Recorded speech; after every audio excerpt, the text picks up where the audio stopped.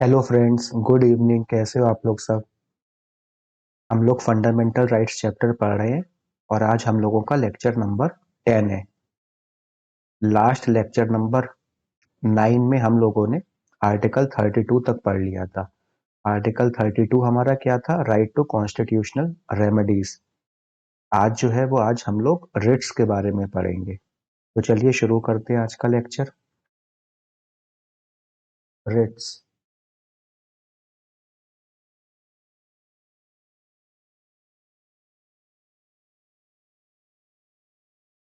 देखिए, आर्टिकल 32 जो है उसमें हम लोगों ने पढ़ा था राइट टू कॉन्स्टिट्यूशनल रेमेडीज।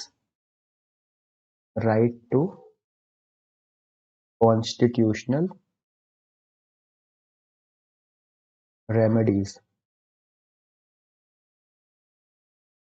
हम लोगों ने इसमें पढ़ा था कि अगर हम लोगों के फंडामेंटल राइट्स वायलेट होते हैं, या तो गवर्नमेंट हमारे फंडामेंटल राइट्स वायलेट करती है या फिर पार्लियामेंट हमारे फंडामेंटल राइट्स वायलेट करती है, तो हम लोग फंडामेंटल राइट्स को एनफोर्स कराने के लिए सुप्रीम कोर्ट जा सकते हैं। और सुप्रीम कोर्ट जो है वो हम लोगों के फंडामेंटल राइट्स को एनफोर्स करने के लिए ऑर्डर्स, डायरेक्शंस और वेरियस टाइप की रिट्स इशू करता है।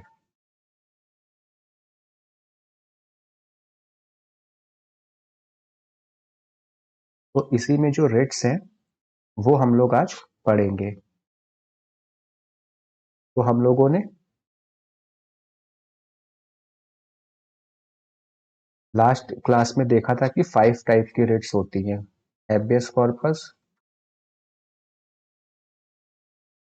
कॉर्पस, मैंडमस, प्रोहिबिशन,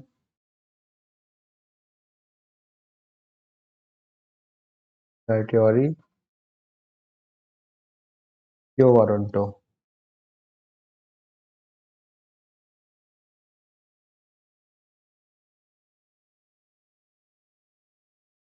तो देखिए, जो सुप्रीम कोर्ट है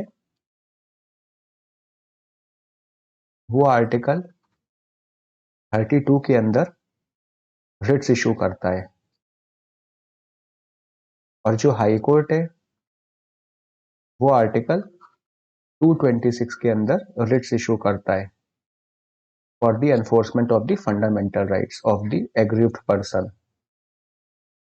supreme court issued Ritz.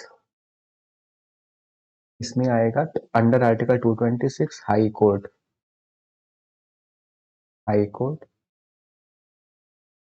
Issued writs for the enforcement of fundamental rights.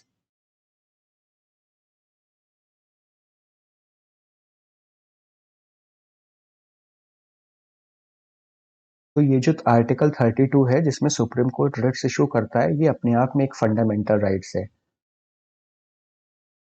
तो सुप्रीम कोर्ट, जब आप अपने फंडामेंटल राइट्स अगर आपके वायलेट होते हैं और आप सुप्रीम कोर्ट जाएंगे अपने फंडामेंटल राइट्स को एनफोर्स करवाने के लिए, तो सुप्रीम कोर्ट उसमें मना नहीं कर सकता है, क्योंकि under article 32 it is a fundamental right also. तो सुप्रीम कोर्ट मना नहीं कर सकता है, इसीलिए सुप्रीम कोर्ट को defender guarantor of the fundamental rights भी कहते हैं। Defender and guarantor of the fundamental rights, ये किसे कहते हैं? सुप्रीम कोर्ट को कहते हैं। सुप्रीम कोर्ट को। लेकिन जो हाई कोर्ट है उसे कॉन्स्टिट्यूशन ने ये आर्टिकल 226 में पावर दी है कि वो भी रिट्स इशू कर सकता है, लेकिन ये हाई कोर्ट की डिस्क्रिशनरी पावर्स है। हाई कोर्ट की डिस्क्रिशनरी पावर्स का मतलब ये है कि हाई कोर्ट, अगर आपके फंडामेंटल राइट्स वायलेट हो रहे हैं और आप हाई कोर्ट जाते हैं उनके एनफोर्समेंट के लिए, तो हाई कोर्ट आपको एक बार को मना भी कर सकता है, क्योंकि ये इसकी डिस्क्रिशनरी पावर है जो कॉन्स्टिट्यूशन ने 226 में दी है। डिस्क्रिशनरी का मतलब वो हाई कोर्ट के ऊपर डिपेंड करता है कि वो आपका जो रिट्स है वो इशू करे कि ना करे, लेकिन सुप्रीम कोर्ट आर्टिकल 32 के अंदर बाध्य है, बाउंड है कि वो रिट्स आपके फंडामेंटल राइट्स को प्रोटेक्ट करने के लिए रिट्स इशू करेगा ही करेगा। बट वो जो ऑब्लिगेशन है वो हाई कोर्ट पे नहीं है, हाई कोर्ट की ये डिस्क्रिशनरी पावर है। तो इसीलिए सुप्रीम कोर्ट को defender guarantor of the fundamental rights भी कहते हैं। और आर्टिकल 32 में ये भी कहा गया है कि जो पार्लियामेंट है, parliament under article 32 can empower any other court to issue this writs. तो हमारे कॉन्स्टिट्यूशन में ये भी बताया है कि अंडर आर्टिकल 32 पार्लियामेंट किसी और कोर्ट को भी कह सकती है, और कोर्ट को भी ये पावर दे सकती है कि वो आपके फंडामेंटल राइट्स को प्रोटेक्ट करने के लिए रिट्स इशू करे। अब ये जो पावर है ये अंडर आर्टिकल 226 हाई कोर्ट्स को तो मिली हुई है, लेकिन जो हम लोगों के सबऑर्डिनेट कोर्ट्स होते हैं, डिस्ट्रिक्ट कोर्ट्स होते हैं, तो पार्लियामेंट उनको भी ये पावर दे सकती है अंडर आर्टिकल 32। लेकिन अभी तक पार्लियामेंट ने ऐसा कुछ किया नहीं है। अभी तक जो रिट जुरिडिक्शन की पावर है वो सुप्रीम कोर्ट पे ही है और हाई कोर्ट्स पे है, और किसी कोर्ट पे ये पावर नहीं पार्लियामेंट ने अभी दी है। लेकिन अंडर आर्टिकल 32 पार्लियामेंट ये पावर, रिट जुरिडिक्शन की पावर, किसी और कोर्ट्स को भी दे सकती है other than supreme court and high court. लेकिन पार्लियामेंट ने अभी ये पावर किसी और हाई कोर्ट, किसी और सबऑर्डिनेट कोर्ट या फिर डिस्ट्रिक्ट कोर्ट्स इनको नहीं दी है। अच्छा, 1950 तक क्या हुआ करता था? Before 1950 only high court of Calcutta, Bombay, Madras had the power to issue the writs. 1950 से पहले जो Calcutta,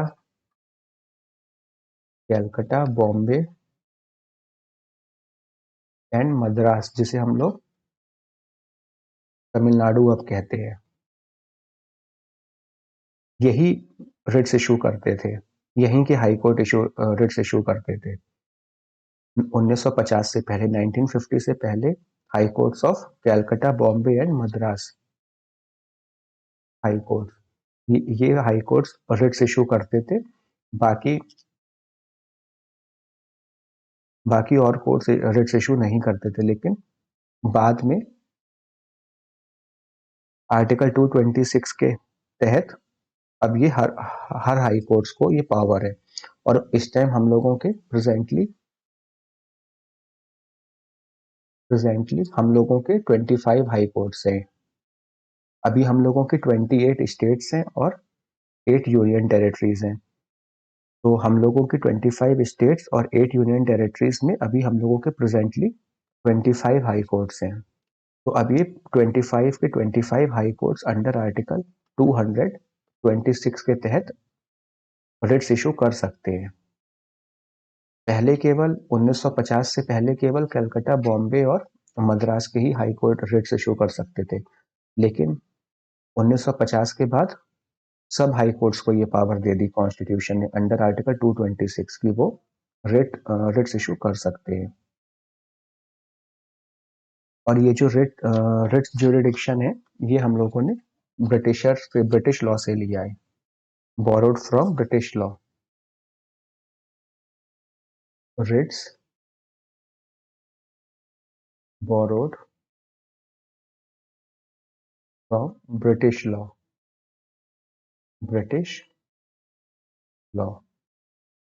The writ jurisdiction of the Supreme Court different to that of High Court. Supreme Court versus High Court in writs. तो supreme court और high court के writ jurisdiction में क्या क्या difference है? Supreme Court can issue writs only for the enforcement of fundamental rights, whereas High Court can issue writs not only for the enforcement of fundamental rights but also for any other purpose. Supreme court जो है वो जो Ritz है वो सिर्फ fundamental rights को enforce करने के ही लिए इशू करेगा। लेकिन हाई कोर्ट जो है वो फंडामेंटल राइट्स को भी एनफोर्स करने के लिए रिट्स इशू कर सकता है, और ऑर्डिनरी ऑर्डिनरी लीगल लॉज इनको भी इनके लिए भी रिट्स इशू कर सकता है। तो आपको पहला पॉइंट समझ में आ गया होगा। सुप्रीम कोर्ट जो अपना रिट ज्यूरिडिक्शन है वो केवल फंडामेंटल राइट्स को इम्प्लीमेंट करने के लिए, एनफोर्स करने के ही लिए इशू कर सकता है, लेकिन जो हाई कोर्ट है वो फंडामेंटल राइट्स के लिए भी रिट्स इशू कर सकता है और जो ऑर्डिनरी लीगल लॉज होते हैं उनको भी एनफोर्स करने के लिए रिट्स इशू कर सकता है। तो आप क्लियरली देख सकते हैं कि जो हाई कोर्ट का रिट ज्यूरिडिक्शन है वो सुप्रीम कोर्ट के रिट ज्यूरिडिक्शन से बड़ा है। The writ jurisdiction of Supreme Court in this regard is narrower than that of High Court. Writ jurisdiction high court का बड़ा है क्योंकि वो फंडामेंटल राइट्स को भी एनफोर्स करने के लिए रिट्स इशू कर सकता है, ऑर्डिनरी लीगल लॉस को भी एनफोर्स करने के लिए रिट्स इशू कर सकता है, लेकिन सुप्रीम कोर्ट केवल फंडामेंटल राइट्स को ही एनफोर्स करने के लिए रिट्स इशू कर सकता है। तो supreme court jurisdiction of writ jurisdiction of Supreme Court in this regard is narrower than that of High Court. Second में ये है कि supreme court can issue Ritz through out the territory of India, but high court can issue Ritz with in its own territory. तो supreme court जो है, जो Ritz है वो थ्रू आउट इंडिया कर सकता है, लेकिन जो हाई कोर्ट है वो जिस स्टेट का हाई कोर्ट होगा तो वो उसी के अपनी उसी टेरिटरी के अंदर रिट इशू कर सकता है।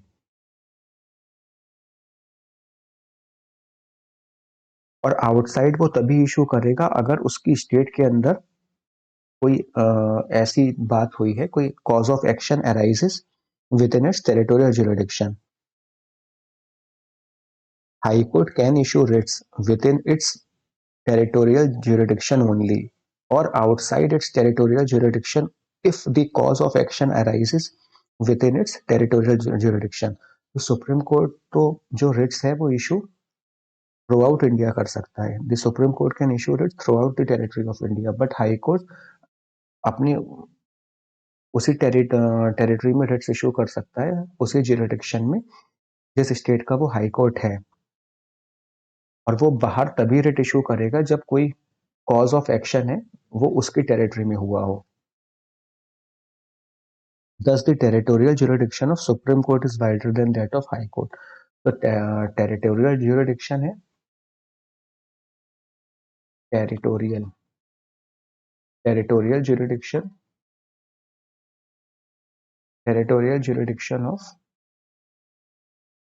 Supreme Court territorial jurisdiction of Supreme Court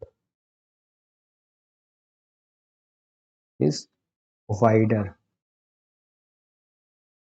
than that of High Courts। Territorial jurisdiction के मामले में सुप्रीम कोर्ट का jurisdiction बड़ा है क्योंकि वो पूरी इंडिया में रिट्स इशू कर सकता है, लेकिन हाई कोर्ट जिस स्टेट का वो हाई कोर्ट होगा उसी में रिट्स इशू कर सकता है। और पहले वाले में क्या लिख सकते हैं, इसी तरह हम लोग पहले वाले में हम लोग लिख सकते हैं writs jurisdiction writs jurisdiction of Supreme Court writs jurisdiction of Supreme Court is narrower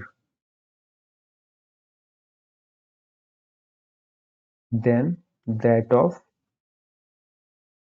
High Courts। Writs jurisdiction of Supreme Court is narrower than that of High Court।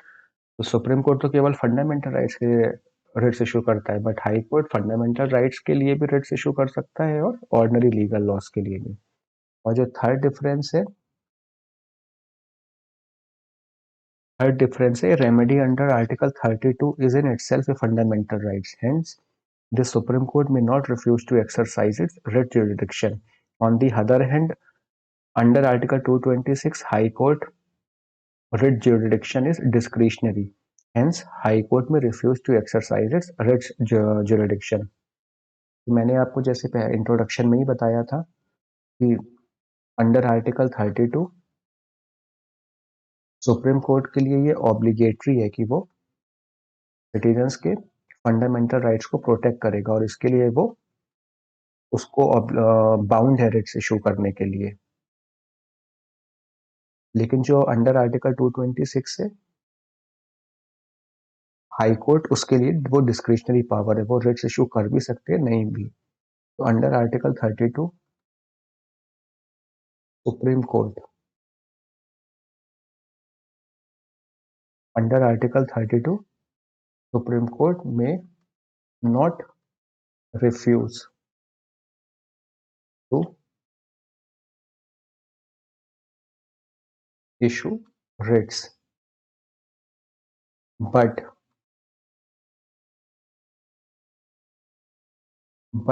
Under article 226 high court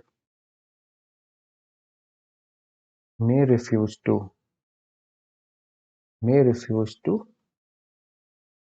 issue writs, क्योंकि ये high court की discretionary power है,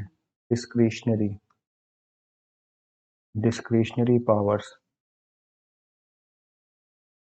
और under article 32 जो एक अपने आप में फंडामेंटल राइट है, और वो ये कहता है कि अगर फंडामेंटल राइट वायलेट होते हैं तो जो सिटीजन है वो सुप्रीम कोर्ट में डायरेक्ट जा सकता है अपने फंडामेंटल राइट्स को प्रोटेक्ट करने के लिए, और सुप्रीम कोर्ट अपना डायरेक्शन ऑर्डर रिट्स के थ्रू उसके सिटीजन के फंडामेंटल राइट्स को प्रोटेक्ट करेगा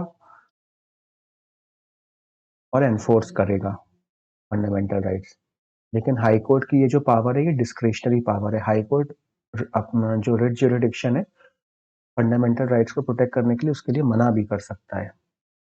तो ये थर्ड डिफरेंस है। तो चलिए अब जो रिट्स हैं वो थोड़ा पढ़ लेते हैं, उनके बारे में कौन कौन से रिट्स हैं। रिट्स, तो पहली कौन सी है, हैबियस कॉर्पस। हैबियस कॉर्पस का मतलब क्या होता है, to have the body of, इसका जो लिटरल मीन है वो ये है कि to have the body of. It is an order issued by the court to a person who has detained another person to produce the body of the latter before it। तो ये जो है ये कोर्ट जो है ये issue करती है रिट। अगर मान लीजिए किसी पर्सन को किसी पर्सन ने डिटेन कर रखा है तो वो अपने को फ्री करने के लिए तो सुप्रीम कोर्ट या हाई कोर्ट अपना रिट ज्यूरिडिक्शन से हैबियस कॉर्पस की रिट इशू करती है। और it is an order issued by the court to a person who has detained another person to produce the body of the latter before it। जैसे मान लीजिए police ने किसी पर्सन को डिटेन कर रखा है तो जो सुप्रीम कोर्ट है वो पुलिस को ये हैबियस कॉर्पस के थ्रू ऑर्डर देगा कि वो उस पर्सन को प्रोड्यूस करे कोर्ट के सामने। और फिर कोर्ट ये देखेगा कि कॉज और लीगैलिटी, कि जो पुलिस ने उस पर्सन को डिटेन किया है उसकी कॉज और लीगैलिटी सही है कि नहीं, उसने प्रॉपर लीगल प्रोसीजर फॉलो करके उस पर्सन को डिटेन किया है या फिर इलीगल वे में डिटेन किया है। तो court court will examine court will examine the cause and legality court will examine the cause and legality of such detention. अगर कोर्ट ये सहमत होता है कि कॉज और लीगैलिटी सही है तो वो उस पर्सन को डिटेन करने के लिए फर्दर ऑर्डर भी दे सकता है। लेकिन अगर वो कोर्ट ये देखता है कि उसको इलीगल वे में अरेस्ट किया गया, डिटेन किया गया, तो वो उसको फ्री कर सकता है। It would set the person free if the detention is illegal. और ये वाली जो रिट है ये public body, public authorities and private individual दोनों के अगेंस्ट इशू की जा सकती है। प्राइवेट इंडिविजुअल्स, पब्लिक अथॉरिटीज में जैसे पुलिस हो गई और पैरामिलिट्री फोर्सेस हैं, अगर ये किसी पर्सन को डिटेन करती हैं तो कोर्ट उनके अगेंस्ट भी ये रिट्स इशू कर सकता है, या फिर कोई प्राइवेट इंडिविजुअल जो है वो अ, किसी पर्सन को डिटेन कर लेता है तो प्राइवेट पर्सन के अगेंस्ट भी ये रिट इशू कोर्ट कर सकता है। और ये जो रिट है ये किसके अगेंस्ट इशू नहीं की जा सकती है, if the detention is lawful या फिर contempt of court and legislature. अगर डिटेंशन लॉफुल है, किसी कॉम्पिटेंट अथॉरिटी के थ्रू डिटेंशन किया गया, तो ये कोर्ट रिट इशू नहीं करेगा। It is not issued if the it is not issued if the detention is lawful या फिर contempt contempt of court and legislature. अगर contempt of court and legislature के थ्रू उस पर्सन को detain किया गया तो भी कोर्ट ये रिट इशू नहीं करेगा, और अगर डिटेंशन लॉफुल है प्रॉपर प्रोसीजर से और डिटेंशन लॉफुल है तो भी कोर्ट फिर ये रिट इशू नहीं करेगा। तो हैबेस कॉर्पस कॉर्पस में आपने समझ लिया, इसका लिटरली मीन्स होता है to have the body of. It is an order issued by the court to a person who has detain another person to produce the body of the latter. A court will examine the cause and legality of such detention. It is issued. It is it is issued against it is issued against public authorities and private individuals. It is not issued if the detention is lawful, legal and contempt of court and legislature. Next जो writ है वो है mandamus. Mandamus का मतलब होता है we command. इसका जो लिटरल मीनिंग है वो है we command. It is a command issued by the court to a public official asking him to perform his official duty that he has failed or refused to perform. इसमें ये जो court है वो mandamus की writ तब issue करता है जब वो देखता है कि कोई पब्लिक सर्वेंट है और वो अपना काम सही से नहीं कर रहा है, तो कोर्ट उसको इस रिट के थ्रू ऑर्डर देता है कि वो जो अपना काम है, जो ऑफिशियल काम है, वो सही से परफॉर्म करे। It is a command issued by the court to a public official asking him to perform his official duty that he has failed or refused to perform.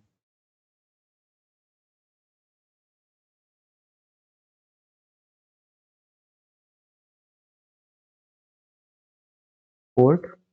It is a command issued by the court. It is a command. It is a command issued.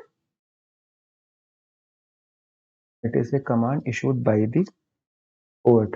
Kisko? To a public official. Public official asking him to perform his official duty. Asking him to perform his official duty that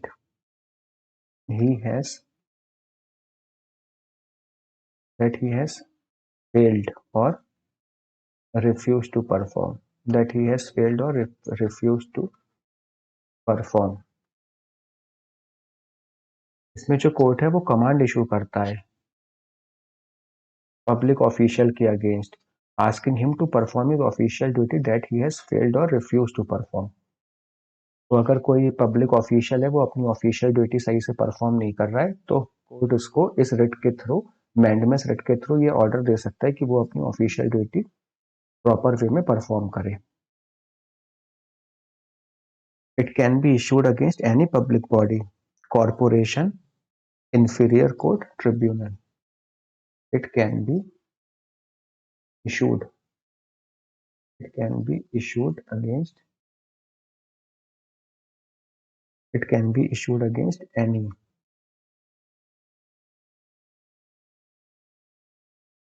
public body. It can be issued against any public body, corporation, inferior court,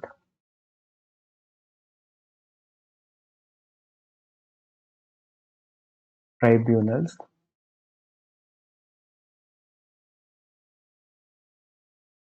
government, etc. It can be issued against any public body, corporation, inferior court, tribunals, and government. It cannot be issued against private individual to enforce departmental instruction that doesn't possess it.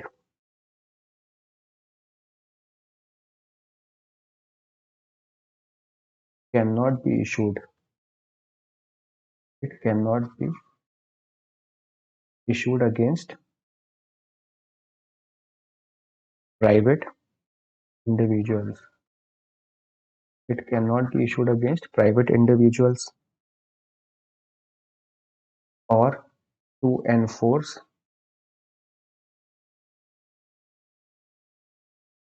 departmental instructions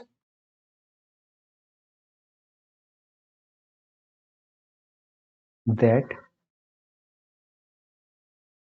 doesn't possess statutory that doesn't possess statutory force.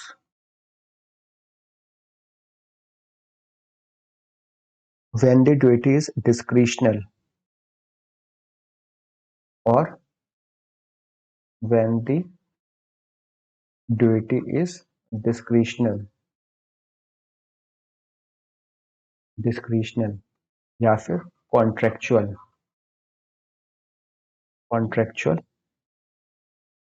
when the duty is discretional, contractual,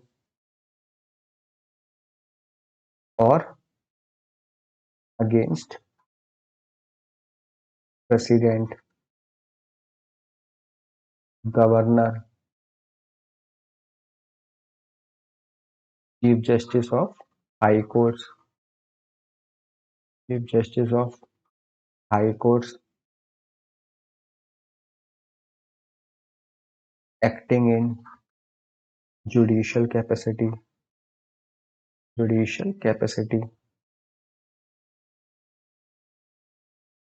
तो इसमें आपने देखा जो mandamus की writ है, it can be issued against public body, corporation, inferior court, tribunals, governments. और ये किसके अगेंस्ट इशू नहीं की जा सकती? प्राइवेट इंडिविजुअल के अगेंस्ट, या फिर जो डिपार्टमेंटल इंस्ट्रक्शंस होते हैं उनको एनफोर्स करने के लिए ये इशू नहीं की जा सकती। That doesn't possess statutory force. जो परमानेंट डिपार्टमेंट्स होते हैं जैसे सीएजी हो गया, यूपीएससी है, तो ये सब हमारे कॉन्स्टिट्यूशन के थ्रू कॉन्स्टिट्यूशनल एजेंसीज हैं, तो इनके अगेंस्ट ये रिट इशू की जा सकती है। लेकिन जैसे जो मिनिस्टीरियल ऑफिसेज हैं या फिर जो प्राइवेट ऑफिसेज हैं जो प्रॉपर स्टैट्यूट के थ्रू नहीं बने हैं, जैसे नीति आयोग है, वो भी हम लोगों का एग्जीक्यूटिव एक्शन से बना है, प्रॉपर किसी लॉ के थ्रू नहीं बना है, तो उसके अगेंस्ट ये रिट इशू नहीं की जा सकती। और वहां भी नहीं की जा सकती जहां पे कोई कॉन्ट्रेक्चुअल ड्यूटी है। और प्रेसिडेंट, गवर्नर या फिर chief justice of high court के अगेंस्ट भी ये रिट इशू नहीं की जा सकती मैंडेमस की।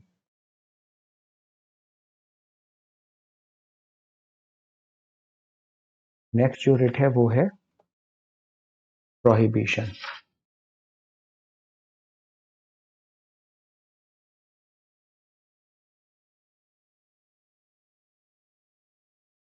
प्रोहिबिशन प्रोहिबिशन का मतलब क्या होता है? इसका मतलब होता है टू प्रोहिबिट, रोकना, या फिर टू फॉरबिड, मतलब रोकना, मना करना।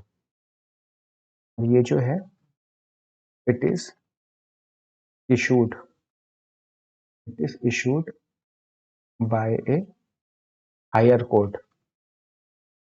It is issued by a higher court to a lower court. It is issued by higher court to a lower court or tribunal. जो जुडिशियल ट्रिब्यूनल्स होती है जैसे एनजीटी है, नेशनल ग्रीन ट्रिब्यूनल, और central administrative tribunal etcetera, to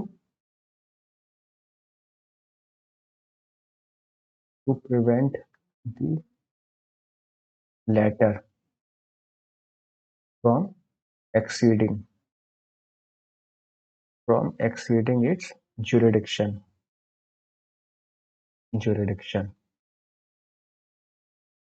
इसमें जो जैसे जो हाई कोर्ट हायर कोर्ट्स हैं, जैसे सुप्रीम कोर्ट है तो वो हाई कोर्ट या फिर जो ट्रिब्यूनल्स हैं या फिर जो डिस्ट्रिक्ट कोर्ट्स हैं उनके अगेंस्ट इशू कर सकता है कि जो उन लोगों का टेरिटोरियल ज्यूरिडिक्शन है वो उसी में वर्क करे।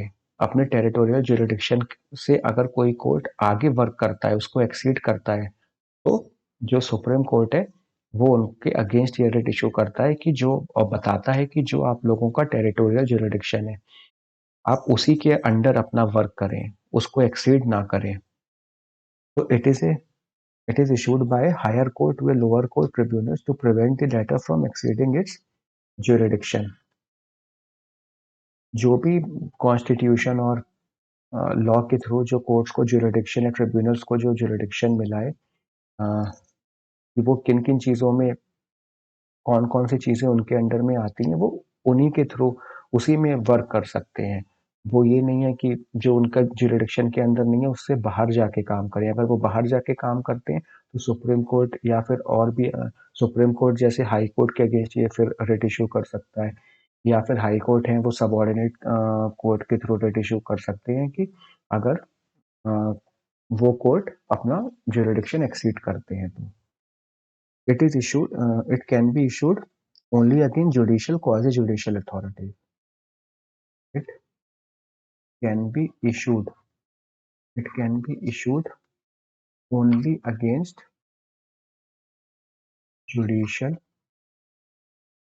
and quasi-judicial authorities. Quasi-judicial authorities. It can be issued only against judicial and quasi-judicial authorities. It is not available against. It is not available against administrative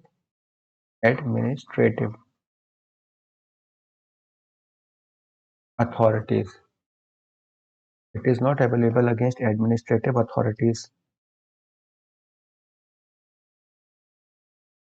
private individuals,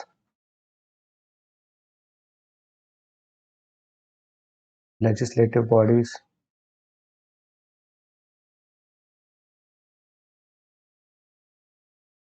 etc. तो ये जो prohibition की writ है ये judicial और quasi judicial authorities हैं उन्हीं के अगेंस्ट इशू की जा सकती है। और ये किस किस के अगेंस्ट इशू नहीं की जा सकती? जो एडमिनिस्ट्रेटिव अथॉरिटीज हैं, लेजिस्लेटिव बॉडीज हैं, प्राइवेट इंडिविजुअल्स हैं, इनके अगेंस्ट ये प्रोहिबिशन की रिट इशू नहीं की जा सकती। नेक्स्ट जो है वो है हम लोगों को फोर्थ रिट जो है सर्ट्योरी। इसका मतलब है to be certified, to be certified और to be informed. It is issued by higher court to a lower court or tribunal either to transfer a case pending with the letter to itself or to squash the order of the letter. इसमें क्या होगा? It is issued by higher court, issued by a higher court. It is issued by a higher court to a lower court, or tribunal. It is issued by higher court to a lower court or tribunal either transfer to transfer a case pending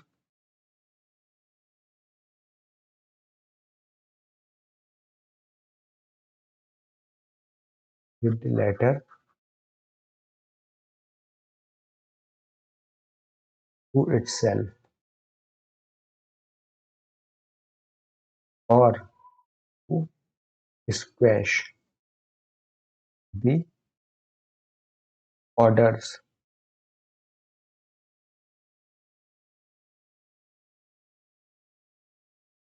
of the latter. तो इसका मतलब ये है कि जिसमें जो higher courts हैं वो लोअर कोर्ट्स को या ट्रिब्यूनल्स को ये रिट इशू करते हैं कि अगर मान लीजिए कोई केस है और उस केस पे कोई कोर्ट है वो वर्क नहीं कर रहा है, तो वो पेंडिंग पड़ा हुआ है उस कोर्ट के पास केस, तो जो हायर कोर्ट्स होंगी वो लोअर कोर्ट से उस केस को अपने पास ले सकती हैं और जजमेंट दे सकती हैं। और या फिर ये है कि लोअर कोर्ट ने अगर उस कोई ऐसा ऑर्डर दिया है जो कोर्ट को लगता है कि वो ठीक नहीं है, तो वो उस ऑर्डर को स्क्वैश भी कर सकती है, लोअर कोर्ट ट्रिब्यूनल के ऑर्डर्स को, जो हायर कोर्ट्स हैं जैसे सुप्रीम कोर्ट है, हाई कोर्ट है। It is issued on the grounds of excess of jurisdiction or lack of jurisdiction or error of law. It is issued. It is issued on the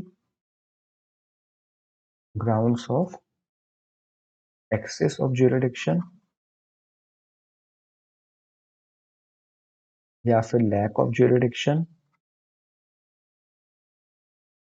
lack of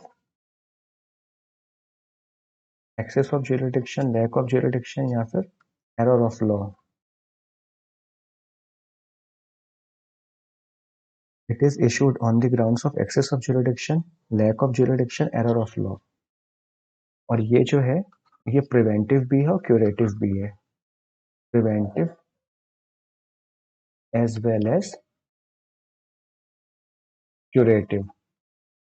preventive इसलिए है कि मान लीजिए जो lower courts हैं, tribunals हैं, वो अपने ज्यूरिडिक्शन को एक्सेस ना करें, एक्सीड ना करें, तो वो प्रिवेंट करता है। एंड क्यूरेटिव भी है, और साथ में अगर उन्होंने कोई गलत ऑर्डर दिए तो उसको स्क्वैश करके वो जो हायर कोर्ट्स हैं वो केस अपने पास ले लेंगे और नए तरीके से ऑर्डर सुना सकते हैं, नए तरीके से ऑर्डर जजमेंट दे सकते हैं। तो जो प्रोहिबिशन है वो सिर्फ प्रिवेंटिव हुआ करता था, प्रोहिबिशन इज प्रिवेंटिव। उसमें क्या था, कोई भी लोअर कोर्ट्स ट्रिब्यूनल अगर अपना ज्यूरिडिक्शन एक्सीड कर रहे हैं तो वो उन्हें सिर्फ प्रिवेंट करता था, हायर कोर्ट्स उन्हें प्रिवेंट करते थे लोअर कोर्ट्स ट्रिब्यूनल को कि वो अपना ज्यूरिडिक्शन के अंदर ही काम करें, उसे एक्सीड ना करें। लेकिन सर्टियोरी में ये है कि ये प्रिवेंटिव भी है, क्यूरेटिव भी है। इसमें अगर लोअर कोर्ट ट्रिब्यूनल के थ्रू कोई ऐसा ऑर्डर दिया जाता है जो हायर कोर्ट्स को लगता है कि गलत ऑर्डर है, सही नहीं है, तो वो उसको उस ऑर्डर को स्क्वैश करके नया ऑर्डर दोबारा से पारित कर सकते हैं। और अगर लोअर कोर्ट ट्रिब्यूनल्स के पास कोई केस पेंडिंग है तो जो हायर कोर्ट्स हैं वो उसको अपने पास उस केस को ले सकते हैं और अपने तरीके से सुनवाई कर सकते हैं। तो it is both preventive as well as curative. ये किस किस के अगेंस्ट होती है? It is issued it is issued against judicial, quasi judicial, it is issued against judicial, quasi judicial authorities,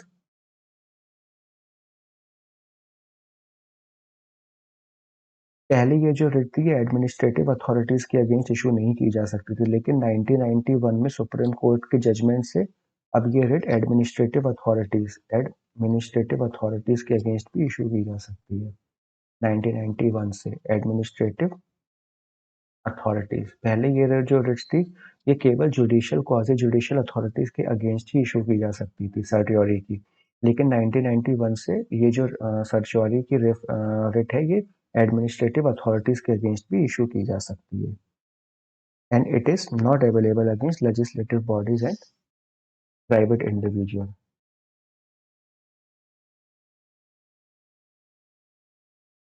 it is not issued. It is not issued against legislative bodies and private individuals. Private private individuals. Next जो है वो rate हम लोगों की है fifth वाली, क्यो warranto. क्यो वारंटो रेट क्या है? क्यो वारंटो का मतलब होता है by what authority or warrant.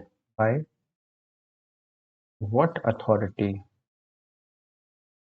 By what authority or warrant. इसका लिटरल मीन ये होता है, it is issued by the court to inquire into the legality of claim of a person to a public office. It is issued by a it is issued by a court to inquire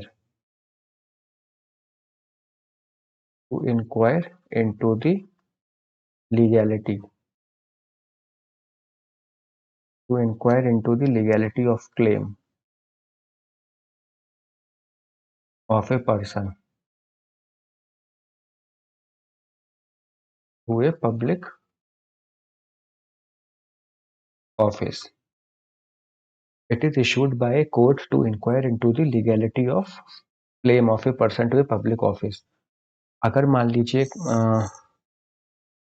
जो permanent office होते हैं, जो constitution के through office establish हैं, जैसे कि CAG हो गया, इलेक्शन कमीशन हो गया, election commission of India, CAG, UPSC, PSC, तो ये सब कॉन्स्टिट्यूशन ऑफिसेज हैं। तो अगर इसमें कोई पर्सन इलीगल तरीके से ऑक्यूपाई कर लेता है जगह, तो ये रेट उसके अगेंस्ट इशू हो सकती है। It is issued by the court to inquire into the legality of claim of a person to a public office. It prevents illegal usurpation of public office by a person. तो it prevents illegal usurpation, it prevents illegal illegal usurpation of public office. It prevents illegal usurpation of public office by a person. It is issued in case of substantive public office of permanent character created by statute या फिर constitution. Offices of permanent character.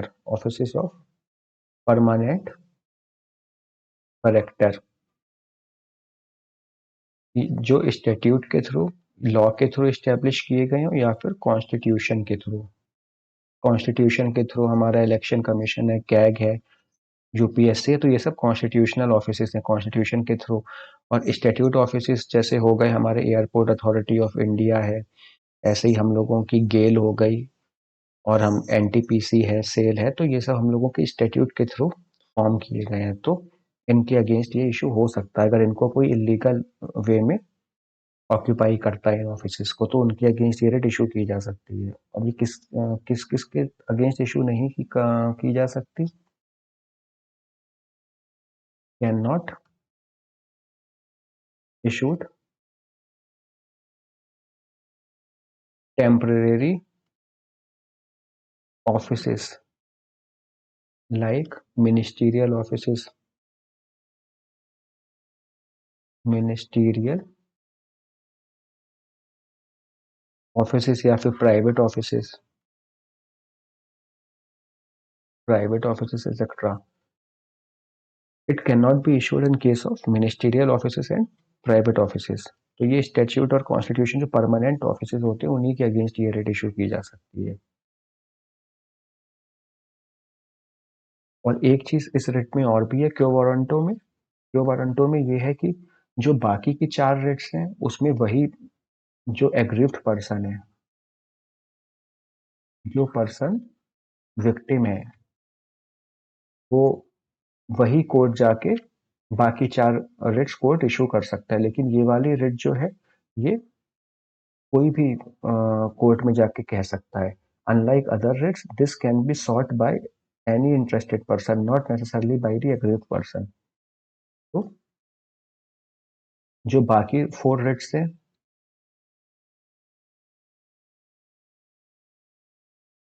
जो बाकी 4 Ritz हैं उसमें तो जो person aggrieved person है, जो पर्सन विक्टिम है, वही जा सकता है कोर्ट में उन रिट्स के लिए। लेकिन इसमें not necessarily not necessarily aggrieved person, not necessarily sought by aggrieved person.